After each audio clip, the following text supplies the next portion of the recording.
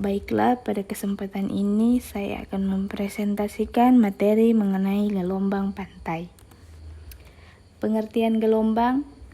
Gelombang laut merupakan gerakan naik turunnya air laut tanpa disertai perpindahan massa airnya. Ada beberapa penyebab terjadinya gelombang laut, namun yang paling sering ialah karena adanya tiupan angin. Gelombang laut mempunyai dimensi berupa periode gelombang, panjang gelombang, tinggi gelombang, serta cepat rambat gelombang. Gelombang laut ini adalah fenomena penaikan serta penurunan secara periodik yang bisa ditemukan di hampir semua tempat di dunia. Gelombang laut terjadi berasal dari prinsip fisika, yakni kala ada dua massa benda berbeda, kerapatannya bergesekan satu sama lain, maka bidang geraknya pasti terbentuk gelombang. Jenis-jenis gelombang berdasarkan sifatnya terbagi menjadi dua. Gelombang laut pembentuk pantai adalah gelombang yang ketinggiannya kecil, kecepatannya rendah, dan ketika gelombang itu pecah, di pantai akan mengangkut sedimen atau material pantai.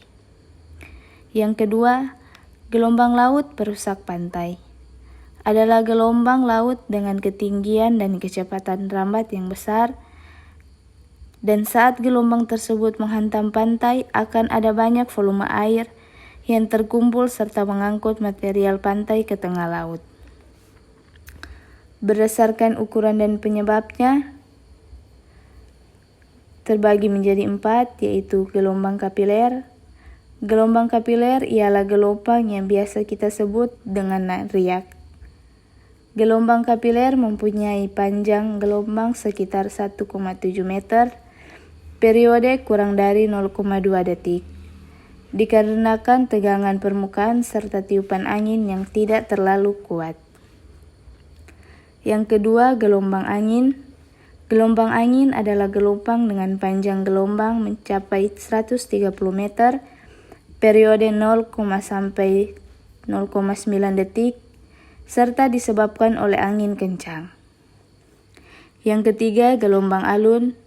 Gelombang alun adalah gelombang yang panjang gelombangnya bisa mencapai ratusan meter, periodenya sekitar 0,9 sampai 15 detik, serta disebabkan oleh angin yang bertiup lama.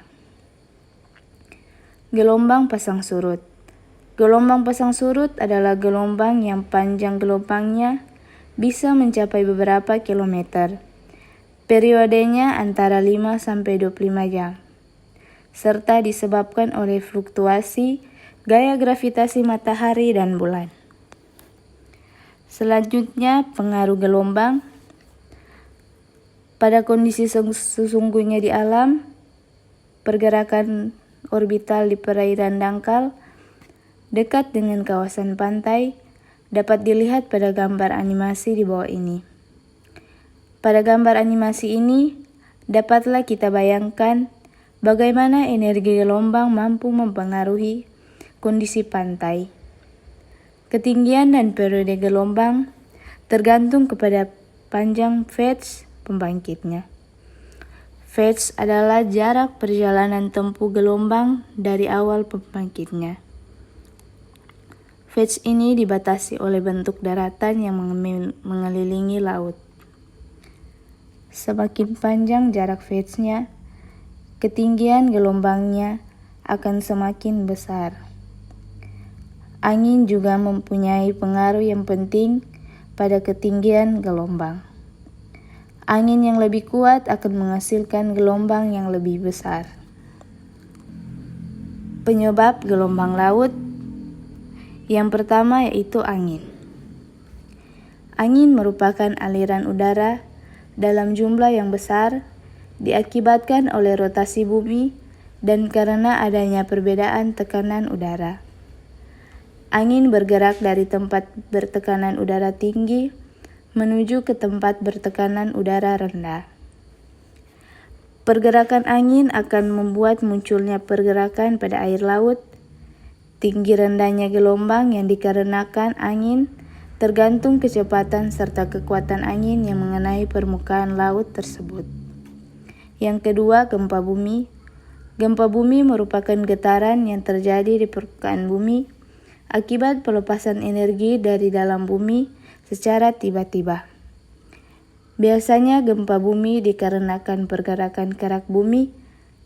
Bayangkan bila Anda mempunyai mangkuk yang berisi air, jika mangkuk tersebut digoyangkan, maka air dalam mangkuk pun akan bergerak. Hal inilah yang menghubungkan antara gelombang air laut dengan gempa bumi. Pergerakan dari dalam bumi bisa membuat terbentuknya gelombang laut. Yang ketiga yaitu aktivitas gravitasi bulan dan matahari. Aktivitas matahari dan bulan akan menghasilkan gelombang laut yaitu pasang surut air laut. Yang keempat, kedalaman dasar laut. Gelombang akan sangat terlihat saat ada di pantai. Hal tersebut terjadi karena volume dasar laut dan permukaan air menyempit, sehingga massa air yang sudah mempunyai gaya gerak akan terdorong ke atas permukaan serta menciptakan gelombang. Sifat-sifat gelombang. Yang pertama, refleksi. Refleksi yaitu gelombang yang akan dipantulkan apabila menemui bentuk pantai yang memiliki topografi klif atau suatu barrier atau penghalang, karena memiliki bidang pantul yang relatif tegak lurus terhadap arah gelombang datang. Gelombang datang akan dipantulkan kembali menuju ke arah di mana gelombang itu tadi berasal. Hanya pada saat puncak gelombang menyentuh dinding pantai, klif, maka pantulan yang terjadi dimulai dalam bentuk lembah gelombang. Yang kedua, refraksi.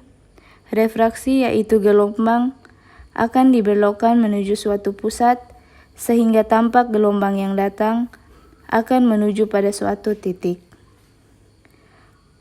Terjadi pada pantai yang memiliki suatu tanjung ataupun headlands tersebut karena arah gelombang akan mengikuti garis kontur yang bentuknya mirip dengan kenampakan topografi pantai tersebut.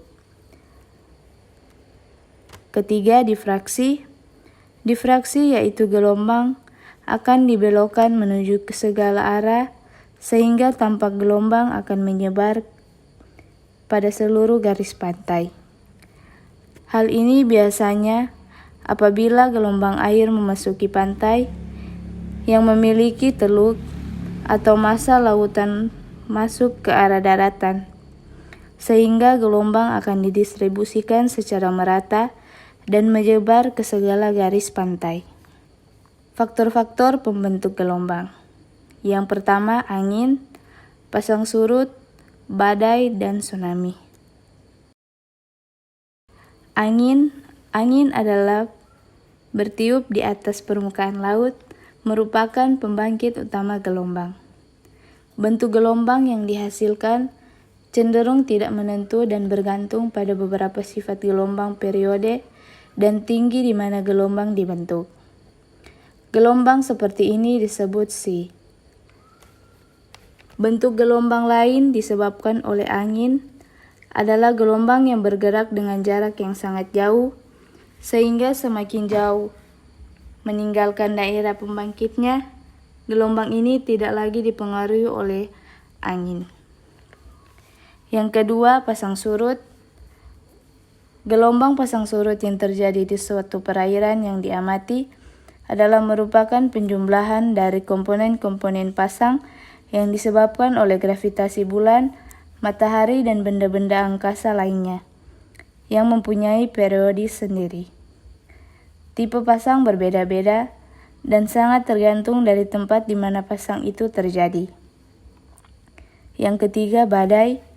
Bentuk gelombang yang dihasilkan oleh badai yang terjadi di laut merupakan hasil cuaca yang tiba-tiba berubah menjadi buruk terhadap kondisi perairan.